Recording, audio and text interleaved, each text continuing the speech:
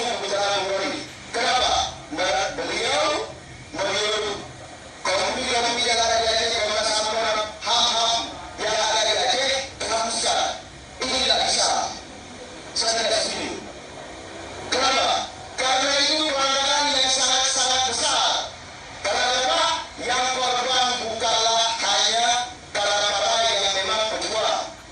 Kalau misalnya seandainya yang pejuang yang hanya jadi korban, tidak mungkin gubernur disuruh mengatakan hapus. Saya tidak setuju juga sebenarnya. Tetapi ini yang jadi konflik hari ini, yang jadi korban rakyat sipil dan tidak tahu menahu apa-apa.